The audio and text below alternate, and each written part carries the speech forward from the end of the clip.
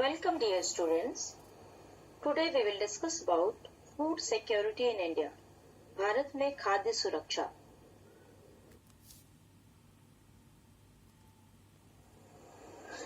Dear students, food security है क्या? खाद्य सुरक्षा का तात्पर्य क्या है? खाद्य सुरक्षा का अर्थ है सभी लोगों को सभी समय पर पर्याप्त मात्रा में खाद्यान्न या भोजन उपलब्ध कराना ताकि वे सक्रिय और स्वस्थ जीवन व्यतीत कर सकें। खाद्य सुरक्षा के मात्रात्मक एवं गुणात्मक पहलुओं के समाधान के लिए भारत सरकार ने 3 खाद्य आधारित सुरक्षा जाल अपनाए हैं। पहला है सार्वजनिक वितरण प्रणाली, पब्लिक डिस्ट्रीब्यूशन सिस्टम। दूसरा समेकित बाल विकास सेवाएं, integrated child development services. And third is mid day meal programme, दोपहर भोजन कार्यक्रम। स्टूडेंट्स, इस दुनिया में हजारों ऐसे लोग हैं जो हर रोज भूखे सोते हैं। आज हम food security in India discuss करेंगे। फूड सिक्योरिटी एक ऐसा कॉन्सेप्ट है जो करोड़ों लोगों को बचा सकता है। दुनिया का हर इंसान एक दिन में 2 बार फूड कंज्यूम करता है, तो उसका मतलब ये नहीं कि वो फूड सिक्योर है। हम एक देश में फूड सिक्योर तभी कह सकते हैं जब उस देश का हर नागरिक एडवर्स सिचुएशन में भी अफोर्डेबल और न्यूट्रिशियस फूड को एक्सेस कर सकता है। यदि आप सोच रहे हैं कि आप तो हर रोज फूड कंज्यूम करते हैं, तो फिर वो कौन लोग हैं जो फूड इनसिक्योर हैं? इस बात का आंसर भी हमें इसी चैप्टर से मिलेगा। In fact food security in India के चैप्टर में हम इस बात को भी जानेंगे कि फूड को सिक्योर अगर नहीं किया गया तो क्या हो सकता है। इस चैप्टर से हमें यह भी देखने को मिलेगा कि हमें किस तरीके से गवर्नमेंट ऑफ इंडिया और कोऑपरेटिव की मदद से अपने देश से स्टारवेशन, भूखमरी की स्थिति को मिटा सकते हैं।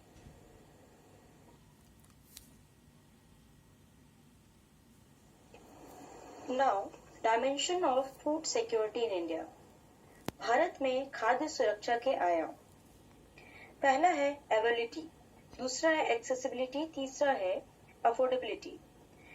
अवेलेबिलिटी का मतलब है अभी यानी वर्तमान में कितना प्रोडक्शन हुआ है और पिछले सालों का स्टॉक कितना है और इंपोर्ट जो हम बाहर से मंगा रहे हैं, यानी टोटल अवेलेबिलिटी कितना है। अगर मान लीजिए उत्पादन भारत के पूर्वी भाग में अधिक हो रहा है, जस्ट एग्जांपल, पूर्वी भागों में अधिक हो रहा है एवं पश्चिम भाग में कम हो रहा है या नहीं के बराबर हो रहा है, तो वो ग्रेन्स जो पूर्वी भारत में उत्पादित हो रहा है भारत के हर एक भाग में पहुंचना चाहिए। That is called accessibility. Affordability का मतलब है करेक्ट प्राइस, यानी सही दामों पर हर नागरिक को फूड अवेलेबल होना चाहिए।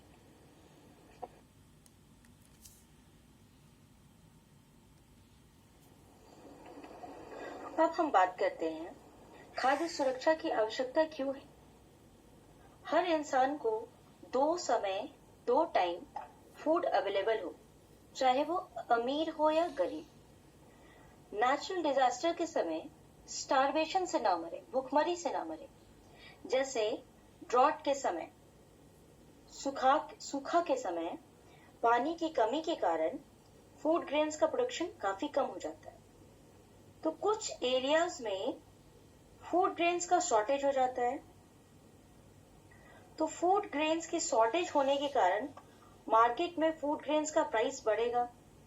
जब प्राइस बढ़ेगा तो बहुत लोग फूड ग्रेन्स को नहीं खरीद पाएंगे, तो उन्हें भूखे पेट सोना पड़ सकता है। वहीं नेचुरल डिजास्टर की वजह से स्टारवेशन की सिचुएशन क्रिएट हो सकती है, वो लोग भूख से मर सकते हैं, तो इसे फैमिन या अकाल कहा जाता है। इंडिया के केस में फैमिन का सबसे डरावना रूप 1943 में बंगाल में देखा गया था, जहां फैमिन के कारण लगभग 30 लाख लोग मारे गए थे। 1943 में राइस के प्राइस भी काफी बढ़ गए थे और फैमिन का इतना भयानक रूप उसके बाद फिर कभी नहीं देखा गया।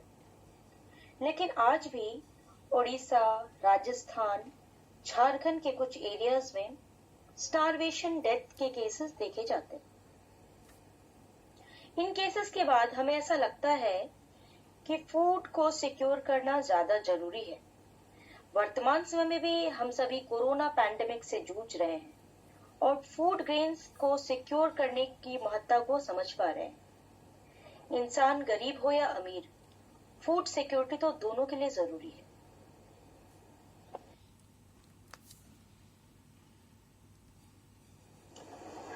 अब वो कौन लोग हैं जो फूड इनसिक्योर हैं? रूरल एरियाज में, ग्रामीण क्षेत्र में, जिनके पास जमीन नहीं है या फिर पारंपरिक कारीगर हैं या फिर बहुत गरीब लोग हैं। अर्बन एरियाज में, शहरी क्षेत्र में भिखारी या कम समय के लिए काम करने वाले कोई ऐसे कार्यशील जनसंख्या है, वो फूड इनसिक्योर है।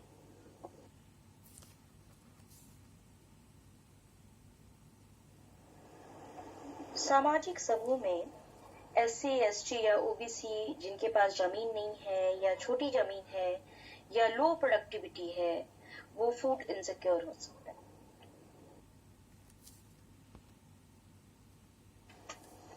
जेंडर के according pregnant women, nursing mother या जो बच्चे 5 साल से छोटे हैं, वो माल न्यूट्रिशन जैसे समस्या को फेस करते हैं।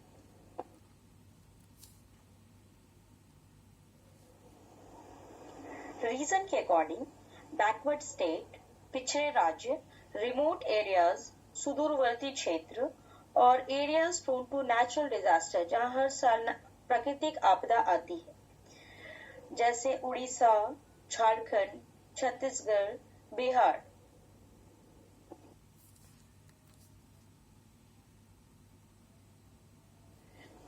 माइग्रेंट्स, वे लोग जो बेटर अपॉर्चुनिटी के लिए एक स्थान से दूसरे स्थान में घूमते हैं, ज्यादातर उन्हें फूड इनसिक्योरिटी का सामना करना पड़ता है।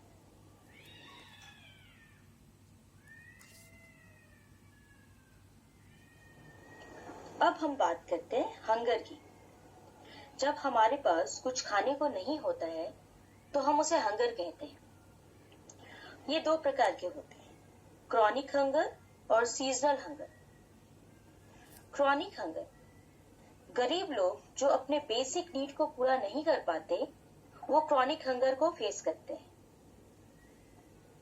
उनका वजह कई सारे हो सकते हैं, पैसे की कमी भी हो सकती है। सीजनल हंगर, सीजनल हंगर वो सिचुएशन है जब साल में कुछ समय के लिए फूड की कमी होती है।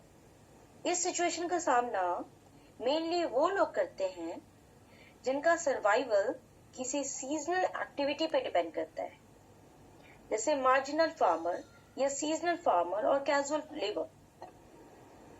स्टूडेंट्स, हमारे देश ने फूड सिक्योरिटी को इंडिपेंडेंस के समय से ही रियलाइज कर लिया था।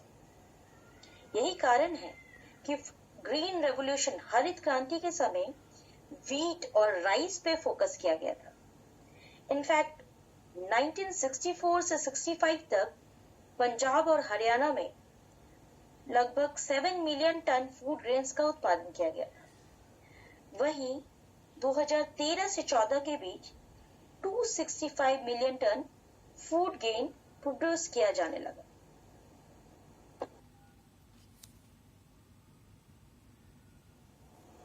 अब हम फूड सिक्योरिटी के कॉन्सेप्ट को इंडिया के साथ रिलेट करेंगे।